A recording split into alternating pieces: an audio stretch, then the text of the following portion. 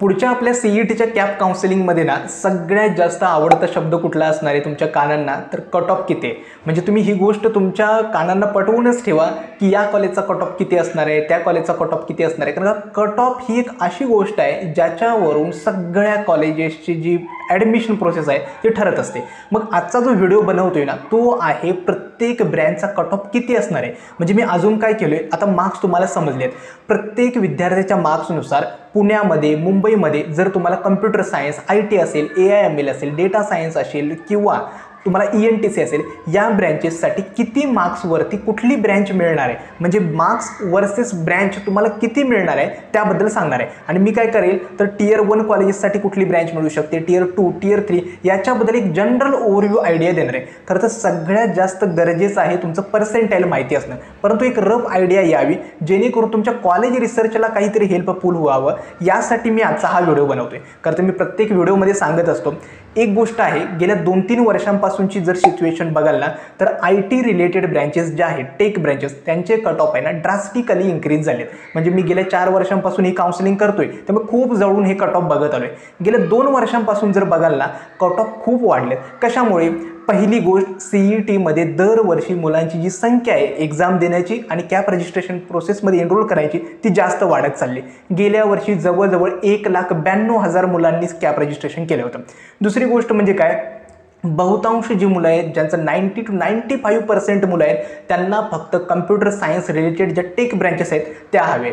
तिसरा मुद्दा इम्पॉर्टंट काय आहे तर जास्तीत जास्त मुलं जी महाराष्ट्राच्या कानाकोपऱ्यातून येतात ना त्यांचं एम काय असतं, मला पुण्यालाच यायचं आहे किंवा मला मुंबईला शिकायचं आहे. मग अशा सिच्युएशनमुळे कॉलेजेसचे कट ऑफ आहेत ना खूप वाढले आहेत.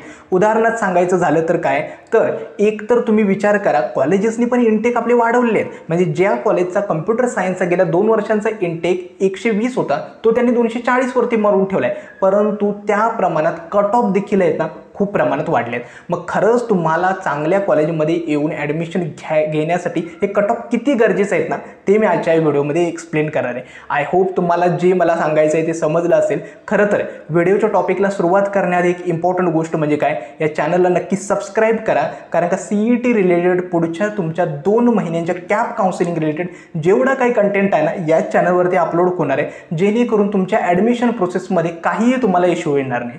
ठीक आहे. आणि सेकंड गोष्ट म्हणजे काय, डिस्क्रिप्शन बॉक्समध्ये मी व्हॉट्सॲप ग्रुपची सुद्धा लिंक दिली आहे, त्याला सुद्धा जॉईन व्हा, जेणेकरून जेवढे काही अपडेट्स वगैरे असतील ना त्या ग्रुपवरती मिळतील. आणखीन एक, कमेंट बॉक्समध्ये मला नक्की हे कळवा की तुमचे मार्क्स किती आहेत आणि तुमच्या एक्झामची शिफ्ट किती आहे, कारण का मला एक आयडिया येईल की तुमच्या मार्क्सवर की तुम्हाला कुठलं कॉलेज वगैरे मिळू शकतं. तर सगळ्यांना नमस्कार, मी संदीप मिलके. सुरुवात करूया आजच्या या नवीन व्हिडिओला.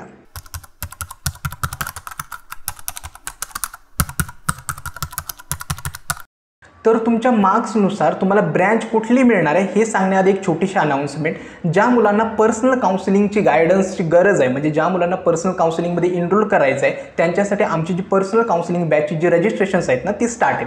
खरं तर पर्सनल काउन्सिलिंग गरजेचे आहे का हा महत्त्वाचा मुद्दा आहे. एक सांगतो की पुढच्या 2 ते 2.5 महिन्यामध्ये तुम्हाला प्रत्येक स्टेजला काही ना काहीतरी इश्यू येणार आहेत. तुमच्या डॉक्युमेंट्स रिलेटेड असेल, कॅप राऊंड रिलेटेड असेल, तुमच्या कॉलेजचा सिक्वेन्स मेंटेन करण्यात असेल किंवा कॉलेजची लिस्ट बनवण्यात असेल. मग अशा सिच्युएशनला तुम्हाला सांगणार कोणीतरी हवं की या स्टेजला या कॉलेजचा सिक्वेन्स तुम्ही चुकीचा ठेवलाय की हे कॉलेज याच्यापेक्षा चांगलं आहे. मग यासाठी बाळांनो पर्सनल काउन्सिलिंगची गरज असते. आता बाजारामध्ये भरपूर काउन्सिलिंग वगैरे अवेलेबल आहेत, तुम्हाला जिथून अफोर्डेबल वाटेल नक्की प्रेफर करा. मी आमच्या जी पर्सनल काउन्सिलिंग बॅच आहे त्याची थोडक्यात फीचर्स सांगतो. पहिलं आणि इम्पॉर्टंट फीचर म्हणजे काय, बाकी काउन्सिलर्ससारखं तुम्हाला व्हॉट्सॲप सपोर्ट भेटत नाही, तर तुम्हाला कॉल सपोर्ट भेटतो, जेणेकरून तुम्हाला जे काही डाऊट्स विचारेत ते डायरेक्टली तुम्ही मला विचारू शकता. हे सगळ्यात महत्त्वाचं आहे. दुसरं असतं ते म्हणजे काय, तुमचा पर्सेंटाईल, तुमची कॅटेगरी, तुम्हाला कॉलेज ब्रँच कुठे हवे त्यानुसार एक पर्सनल कॉलेजची जी लिस्ट आहे ना ती आम्ही तुम्हाला बनवून देतो. तीच तुम्हाला ऑप्शन फॉर्ममध्ये फिलअप करायची असते. तिसरं आहे ते म्हणजे काय, जशी आपली CETची प्रोसेस स्टार्ट होते, म्हणजे कॅप रजिस्ट्रेशनपासून document verification, option form filling, college confirmation, त्यानुसार आम्ही सगळ्या मुलांच्या मीटिंग्स घेतो आणि त्यामध्ये तुम्हाला फॉर्म फिलिंग कशी करायची आहे, मिस्टेक्स कुठे करायचे नाहीत याबद्दल गाईड केले जातं. चौथं आहे स्पॉट ॲडमिशन आणि institute level seats. Cap round नंतर देखील कोणत्या कॉलेजमध्ये स्पॉट राऊंडसाठी वॅकन्सी आहे, त्यांचे ॲप्लिकेशन फॉर्म्स आहेत, कुणाला अप्लाय करायला पाहिजेत, कुठं तुम्ही स्पॉट राऊंड अटेंड करायला जायला पाहिजे, या सगळ्या गोष्टी आम्ही तुम्हाला एक्सप्लेन केली जातात स्पॉट राऊंड्समध्ये. आणि शेवटचे आहे first year engineering guidance sessions, ज्याच्यामध्ये तुम्हाला कोडिंग रिलेटेड काही डाऊट्स वगैरे असेल त्याच्याबद्दल गाईड वगैरे केलं जातं. आता ही जी काउन्सिलिंगची फीचर्स आहेत ती मी तुम्हाला सांगितलीत. ज्या मुलांना एनरोल करायचं आहे ना, डिस्क्रिप्शन बॉक्समध्ये मी रजिस्ट्रेशन फॉर्मची लिंक देतोय, नक्की जॉईन व्हा. तुमच्या पर्सेंटाईलवरती तुम्हाला जी ब्रँच वगैरे हवी आहे त्यानुसार एक बेस्ट कॉलेज कसं मिळवता येईल ना, याच्यासाठी आम्ही नक्की प्रयत्न करू. आय होप तुम्हाला ही गोष्ट समजली असेल. आता येतो व्हिडिओच्या मेन कंटेंटवरती की कट ऑफ कशी डिसाईड केली जातात. एक तर आपल्याला काय वाटतं, CET सेलच कट ऑफ डिक्लेअर करतं की समजा PICT कॉलेज आहे त्याच्या कम्प्युटर इंजिनिअरिंगचा ब्रँचचा कट ऑफ आहे ना आपण 98.4 ठेवूया. असं नाही आहे. आता भरपूर यूट्यूबर्स वगैरे बघतोय ना, डायरेक्टली न्यूजपेपरचं हेडलाईन्स वगैरे टाकतात किंवा ब्रेकिंग न्यूज नावाने थंबनेल्स वगैरे यूज करून सांगतात की कम्प्युटर सायन्स रिलेटेडचा CETचा कट ऑफ इतका असणार आहे, CET सेलकडून कट ऑफ जाहीर.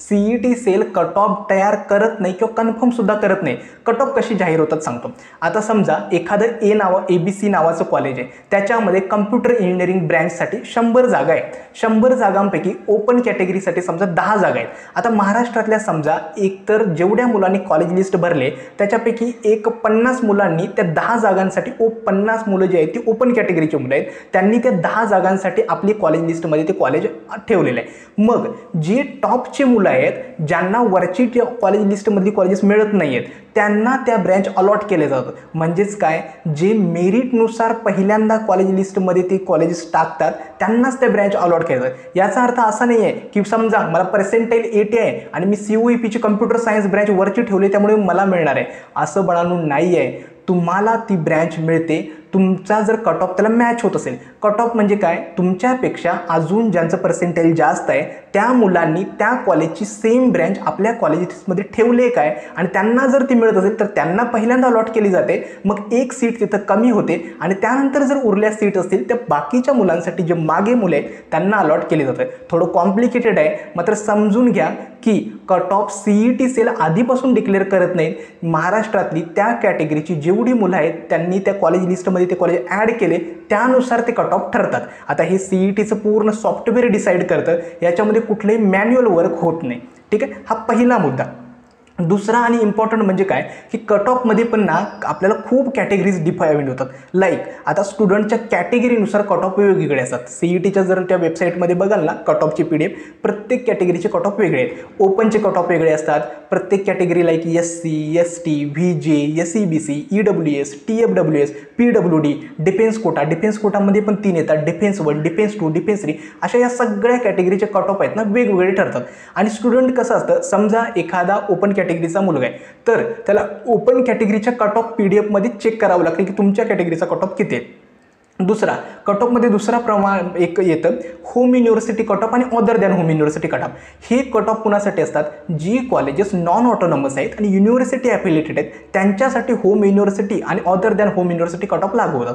म्हणजेच सांगतो, पुण्यामधलं समजा PVची कॉलेज आहे तर त्यांच्यासाठी काय असतं, होम युनिव्हर्सिटी कॅन्डिडेटसाठी रिझर्व्ड सीट्स असतात. अराउंड 70% सीट्स ह्या होम युनिव्हर्सिटी असतात आणि 30% सीट्स ह्या अदर दॅन होम युनिव्हर्सिटीसाठी असतात.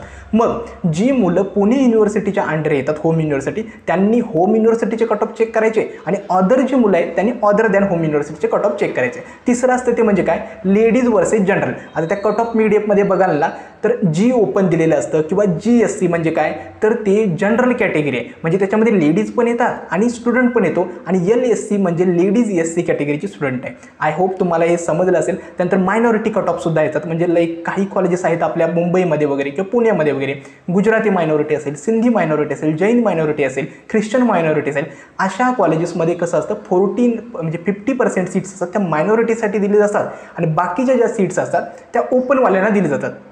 तिथं आपल्या कॅटेगरीचा बेनिफिट होत नाही. मग हे वेगवेगळे जे क्रायटेरिया आहेत ना हे कट ऑफमध्ये मॅटर करतात. लाईक एखाद्या विद्यार्थ्याची कॅटेगरी असेल तर कॅटेगरी स्टुडंटला आपल्या कट ऑफमध्ये थोडंफार तरी कन्सेशन मिळणारच आहे. हे होता दुसरा मुद्दा की कॅटेगरीचा बेनिफिट तुम्हाला कट ऑफमध्ये नक्कीच होणार आहे. तिसरा आणि इम्पॉर्टंट म्हणजे काय की कट ऑफ कशा पद्धतीने कम करतो. आता ही ओव्हरव्ह्यू देतोय, एक्झॅक्टली प्रत्येक कॉलेजचा असाच ऑर्डर असेल असं सांगता येत नाही. मात्र एक सांगतो, जनरली ओव्हरव्ह्यू बघाल तर TFWSचा कट ऑफ जास्त असतो. का, कारण का ओपन कॅटेगरीमध्ये ज्यांचं उत्पन्न 8 लाखापेक्षा कमी आहे त्यांच्यासाठी 5% सीट्स असतात त्या TFWSसाठी रिझर्व केले जातात. त्यामुळे TFWSचा कट ऑफ जास्त असतो. त्यानंतर ओपनचा कट ऑफ असतो. त्यानंतर SC BC आणि OBCचा कट ऑफ असतो. त्यानंतर EWSचा कट ऑफ येतो. आणि त्यानंतर जे अदर कॅटेगरी स्टुडंट आहेत लाईक SC असेल, ST असेल, PWD असेल, डिफेन्स असेल, मायनॉरिटी असेल, त्यांचे कट ऑफ येतात. हा जनरल ट्रेंड असतो. आता मुलांना काय वाटतं की कॅप राऊंड वाढले म्हणजे CETचा कट ऑफ कमी होणार आहे का? असं जनरली होत नाही. जर तुम्ही 2-3 वर्षाचे बघाल ना कॉलेजेस वगैरे, बहुतांश कॉलेजेसचे कट ऑफ आहेत ते कॅप राऊंड नंतर वाढतात. हे यासाठी होतं, कॅप राऊंड 1ला अज्यूम करा आपल्याकडे पूर्णच्या पूर्ण सीट्स माझ्या कॅटेगरीसाठी ओपन आहेत, म्हणजे पूर्ण सीट्स व्हॅकंट आहेत. मात्र कॅप 2 आणि नेक्स्ट कॅप राऊंड होताना त्यातल्या काही सीट्स आहेत ना स्टुडंटनी फिल केल्या जातात. म्हणजेच काय, स्टुडंटनी फ्रीज करून त्या सीटला ॲडमिशन तरी घेतलं जातं किंवा स्टुडंट बेटरमेंट करून ती सीट घेऊन पुढे गेलेला असतो. त्यामुळे कॅप राऊंड 1चे जे कट ऑफ असतात ते कंपॅरेटिव्हली इतर राऊंडपेक्षा कमी असतात. हे सगळ्याच कॉलेजेसच्या बाबतीत होत नाही. जनरली जे टॉपची कॉलेजेस असतात त्यांचे कॅप राऊंड 1चे कट ऑफ कमी असतात, नंतर कट ऑफ वाढत जातात. ठीक आहे, हा होता तिसरा मुद्दा. आता चौथा आणि सगळ्यात महत्त्वाचा मुद्दा म्हणजे काय, तर पुण्यामध्ये मला जर कॅटेगरीसाठी म्हणजे कॉलेजमध्ये ॲडमिशन हवं असेल या स्पेसिफिक ब्रँचेसमध्ये तर कट ऑफचे किती मार्क्स लागणार आहेत. आता हे जे मी मार्क्स दिलेत ना ओपन कॅटेगरीसाठी दिलेत, जर तुम्ही कॅटेगरी स्टुडंट असाल ना तर 5 ते 10 मार्क्स याच्यापेक्षा तुम्ही कमी कन्सिडर करू शकता, जेणेकरून तुम्ही कॅटेगरीच्या स्टुडंटसाठी जरा थोडं कट ऑफ कमी असतो. तर जर तुम्हाला पुण्यामध्ये computer science, IT, AI related branches, मग त्याच्यामध्ये AI आलं, मशीन लर्निंग आलं, डेटा सायन्स आलं, त्याच्यानंतर तुम्ही IoT आलं, ब्लॉकचेन टेक्नॉलॉजी असं, सॉफ्टवेअर इंजिनिअरिंग आलं आणि ENTC या ब्रँचेसला कन्सिडर करून मी सांगतो. जर तुम्हाला Tier 1 कॉलेजेस हवे असेल पुण्यामध्ये तर या ज्या ब्रँचेससाठी आहेत तर ॲप्रॉक्सिमेटली 97+ लागतात. मग तुम्हाला किती मार्क्स लागणार आहेत तर 120+ मार्क्सवरती तुम्हाला पुण्यामध्ये Tier 1च्या कॉलेजेसमध्ये computer science, IT, AI, ENTC या ब्रँचेस मिळू शकतात. आता स्पेसिफिक सांगत नाही की 97% वरती VITचं कम्प्युटर सायन्स मिळणार आहे का, नाही. मी काय केलं आहे तर हे ओव्हरव्ह्यू देतोय की 97+ म्हणजे 120+ मार्क्स असतील ना तर तुम्हाला या ब्रँचेस Tier 1 कॉलेजेसमध्ये मिळू शकतात, कुठल्याही कॉलेजमध्ये मिळू शकतात. जर तुमचे मार्क्स जे असते 100 आणि 120 मार्क्सच्या दरम्यान असतील तर तुम्हाला Tier 2ची जी कॉलेजेस आहेत तिथं या ब्रँचेस मिळू शकतात. म्हणजे Tier 2मध्ये कुठले येतात, DY पाटील असेल, MMCOI असेल, AISSMS असेल, भरपूर कॉलेजेस आहेत Tier 2मध्ये, सिंहगडची कॉलेजेस येतात. मग अशा कॉलेजमध्ये जर तुम्हाला computer science, IT, AI, ENTC हवे असेल तर तुम्हाला 100 to 120 मार्क्स लागणार आहेत या ब्रँचेससाठी. आता Tier 3ची जी कॉलेजेस आहेत मग त्यामध्ये भरपूर कॉलेजेस येतात पुण्यामधली, त्याच्यामध्ये तुम्हाला किती मार्क्स लागणार आहेत. जर तुम्हाला या ब्रँचेस हवे असेल तर तुम्हाला कमीत कमी 76 to 100 मार्क्स लागणार आहेत कम्प्युटर सायन्स, IT, AI आणि ENTC. आता पुण्यामधल्या एकदम लो कॉलेजेसचे जे कट ऑफ आहेत ना ENTC पण त्यांची 75 to 78% क्लोज होते. ठीक आहे, मग त्यामुळे होतं असं. मात्र ही जी कॉलेज आता खूप लो आहे, लाईक तुमच्या गावात किंवा तुमच्या डिस्ट्रिक्टमध्ये जी लोकल कॉलेजेस आहेत ना त्या लेवलची ही कॉलेजेस आहेत. त्यामुळे ही गोष्ट लक्षात ठेवा, Tier 3च्या कॉलेजेसची पण कट ऑफ आहेत ना खूप जास्त आहेत. इवन तुम्ही बघाल तर जी एकदम Tier 3ची जी कॉलेज आहेत ना कम्प्युटर सायन्स 85+% क्लोज होतं, ENTC त्यांची 80+% क्लोज होते. मग तुम्हाला ॲप्रॉक्सिमेटली 76 to 100 मार्क्सच्या दरम्यान जर मार्क्स असतील तर या कॉलेजमध्ये टेक ब्रँच तुम्हाला मिळू शकते. ठीक आहे, आता अदर ज्या ब्रँचेस आहेत मेकॅनिकल, सिव्हिल वगैरे किंवा इलेक्ट्रिकल असेल, प्रोडक्शन असेल, मेटलर्जी असेल, ठीक आहे, तर अशा ब्रँचेसच्या कट ऑफबद्दल काय, यांचे कट ऑफ ॲप्रॉक्सिमेटली 5 ते 15% कमी असतात. आता ते कॉलेजवरती डिपेंड करतं. जर कॉलेज टॉपचं असेल तर जास्त डिफरन्स नसतो. मात्र जर Tier 2 आणि Tier 3चे कॉलेज असेल तर 5 ते 15% कम्प्युटर रिलेटेड ब्रँचेसपेक्षा कमी कट ऑफ या ब्रँचेसचा असतो. ठीक आहे, त्यामुळे जरी 75 मार्क्सपेक्षा कमी असतील तरी या ब्रँचेसमध्ये म्हणजे मेकॅनिकल, इलेक्ट्रिकल, सिव्हिल आणि ज्या कोरच्या ब्रँचेस राहिलेल्या असतील त्याच्यामध्ये तुम्हाला ॲडमिशन मिळू शकतं. हे होतं पुण्याच्या कॉलेजेसबद्दल. आता मुंबईच्या कॉलेजेसबद्दल सुद्धा सेम सिच्युएशन आहे. फक्त 2-3 इम्पॉर्टंट गोष्टी आणि पॉईंट्स जे नोट करण्यासारखे आहेत. पहिली म्हणजे काय, मुंबईमध्ये जास्तीत जास्त जी कॉलेजेस आहेत ती मायनॉरिटी कॉलेजेस आहेत. उदाहरणार्थ सांगतो, DJ सांगवे असेल, थाडोमला असेल, त्यानंतर AP शाह वगैरे भरपूर मायनॉरिटी कॉलेजेस आहेत. तिथं आपली कॅटेगरी आहे ती कट ऑफमध्ये चालत नाहीत, म्हणजे तुम्हाला ओपन कॅटेगरी म्हणूनच ते कन्सिडर करतात. फी मात्र तुम्हाला तुमच्या कॅटेगरीचीच भरावी लागते. दुसरं आहे ते म्हणजे काय, मुंबईच्या कॉलेजेसच्या कट ऑफमध्ये एक चेंज आहे, तिथल्या कॉलेजेसमध्ये अदर दॅन होम युनिव्हर्सिटीचे जे कट ऑफ आहेत ते होम युनिव्हर्सिटीपेक्षा कमी आहेत. म्हणजे जनरल ट्रेंड काय असतो, बाहेरच्या युनिव्हर्सिटीच्या मुलांसाठी कट ऑफ कायम जास्त असतो सगळीकडे, मात्र मुंबईमध्ये ही उलटं आहे, अदर दॅन होम युनिव्हर्सिटीचे कट ऑफ कमी आहेत. हे कशामुळे, जनरली मुलं कसं आहेत तर मुंबईला राहण्याचं ठिकाण असेल किंवा जास्त काही गर्दीचं ठिकाण आहे त्यामुळे जास्त प्रेफर करत नाहीत, त्यामुळे अदर दॅन होम युनिव्हर्सिटीचे मुलं पुणे जास्त प्रेफर करतात इन्स्टिट्यूट ऑफ मुंबई. ठीक आहे, हे दोन ट्रेंड आहेत. तर आता कम्प्युटर सायन्स, IT आणि ENTC जर तुम्हाला मुंबईमध्ये हवी असेल तर Tier 1च्या कॉलेजेसमध्ये 96% लागू शकतं आणि अप्रॉक्सिमेटली 120+ मार्क्स लागू शकतात. Tier 2च्या कॉलेजेससाठी 95 to 120 मार्क्सवरती या ब्रँचेस तुम्हाला मिळू शकतात आणि Tier 3च्या कॉलेजेसमध्ये 75 to 100 मार्क्सवरती मिळू शकतात. आता मी हे Tier 1, Tier 2, Tier 3 एक्झॅक्टली कॉलेजेसची नावं का सांगत नाहीत, एक तर कॉलेजेसच्या नावांसोबत स्पेसिफिकली पर्सेंटाईलचा कट ऑफ मॅच असतो. ठीक आहे, एखाद्या कॉलेजचं नाव मी आत्ता सांगितलं आणि पर्सेंटाईलमध्ये म्हणजे कसं असतं, एकदा तुमचं पर्सेंटाईल आलं ना याच्यावरती एक डेडिकेटेड व्हिडिओ नक्की बनवेल की या पर्सेंटाईल टू या पर्सेंटाईलमध्ये तुम्हाला कुठली कॉलेजेस मिळू शकतात. आता फक्त ही जनरल आयडिया देतोय की पुणे आणि मुंबईमध्ये computer science, IT, AI, ENTC या ब्रँचसाठी इतके मार्क्स लागणार आहेत. आय होप तुम्हाला ही गोष्ट समजली असेल. आता शेवटचा पॉईंट महत्त्वाचा काय, CETमध्ये खरंच स्कोर कमी आहे, काय करायला पाहिजे, ब्रँच मनासारखी मिळणार आहे का नाही. एक सांगतो, CETमध्ये भलेही तुमचा 20 किंवा 40 जरी मार्क्स असले ना तुम्हाला ॲडमिशन तर मिळणार आहे, मात्र मनासारखी ब्रँच मिळणं थोडं अवघड आहे. आत्ताच कट ऑफची रिॲलिटी तुम्हाला सांगितली. एक तर इश्यू काय आहे, सगळ्या मुलांना काय वाटतं मला पुण्यामध्येच यायचं आहे किंवा मुंबईमध्ये यायचं आहे, मग ते या गोष्टीचा विचारच करत नाहीत की कॉलेज आपल्याला कुठं मिळते. तुम्ही विचार करा, मराठवाड्यातला किंवा विदर्भातला एखादा मुलगा आहे, त्यांना काय माहिती आहे की पुण्यामधल्या गेनबा मोजे कॉलेजमध्ये काय सुरू आहे, त्यांच्या प्लेसमेंट कशा आहेत, त्या कॉलेजचा कॅम्पस कसा आहे, किंवा जी लोअर कॉलेजेस आहेत पुण्यामध्ये इतकी कॉलेजेस आहेत ना, ट्रिनिटी असेल इतकी कॉलेजेस आहेत ना की या कॉलेजेसबद्दल आपल्याला सिच्युएशनच माहीत नाही. आपल्याला काय वाटतं की दुरून डोंगर साजरे अशी एक छान मन आहे, त्याच्यामुळे काय वाटतं मला पुण्यामध्ये ॲडमिशन मिळाले ना नक्की मला प्लेसमेंट वगैरे भेटणार आहे, तिथला कॅम्पस क्राऊड वगैरे चांगलं आहे. मोस्ट ऑफ दी कॉलेजेस असे आहेत की पुण्याच्या एकदम आउटसाईड कोपऱ्यामध्ये आहे. ठीक आहे, मग अशा सिच्युएशनला तुम्ही एक गोष्ट लक्षात ठेवा, आपण महाराष्ट्राच्या इतक्या लांबून आपलं गाव घर सोडून पुण्यामध्ये शिकायला येतोय. एकतर पुण्यामध्ये यायचं म्हटल्यावर तुमची कॉलेजची फी, तुमच्या हॉस्टेल फी, तुमच्या मेसचा खर्च, तुमचा लॅपटॉप, इतर खर्च या सगळ्यांचा भार आपल्या वडिलांवर येणार आहे. तेवढं ते कॉलेज ज्यावेळी तुम्ही 4 वर्षानंतर पास आउट होणार आहात म्हणजे त्याबरोबरची नोकरी किंवा प्लेसमेंट तुम्हाला ऑफर करणार आहे का, या गोष्टीची काळजी घेणं गरजेचं आहे. एक रिॲलिटी सांगतो, एक 2-3 दिवसांपूर्वीच इथं TCSची ड्राईव्ह होती, मी सहज गेलो होतो, म्हणजे माझे रिलेटिव्ज होते म्हणून. ओके, लिटरली इतकी वाईट अवस्था आहे त्या कॉलेजेसबद्दल. ठीक आहे, ते कॉलेजचं नाव सांगत नाही, लिटरली मुलं हॉल भरून फक्त त्यांच्या लिमिटेड सीटसाठी ना इंटरव्ह्यू देण्यासाठी आले होते. त्या TCSमध्ये पण 3 रोल असतात, डिजिटल, निंजा आणि प्राईम. एवढी तिथं गर्दी होती. सहज एका विद्यार्थ्याने सांगितलं पुण्यामधलं चांगलं कॉलेज आहे, त्यांचे 3 ते 4 कॅम्पस पण आहेत. मुलाने सांगितलं 4th इयरला तो पण मुलगा होता, 3 ते 4 कॅम्पस आहेत, तरीसुद्धा कंपन्यांनी येणं बंद केले. हाताच्या बोटांवरती मोजण्या इतक्या कंपनीज त्या कॉलेजला व्हिजिट केल्या आणि विद्यार्थ्यांची अवस्था अशी आहे, कॉलेजनं भरमसाठ इंटेक वाढवून ठेवला आहे, सगळ्यांचा प्लेसमेंट सेल एकाच ठिकाणी होतो. म्हणजे तुम्ही विचार करा, ज्या कॉलेज आपल्याला CETमध्ये 92% कट ऑफमध्ये मिळतं आहे त्या कॉलेजसुद्धा प्लेसमेंटची ही अवस्था आहे. ठीक आहे, या गोष्टींची बाळांनो काळजी करण्याची खरंच गरज आहे. मला जे वाटलं ते मी समजून सांगितलं.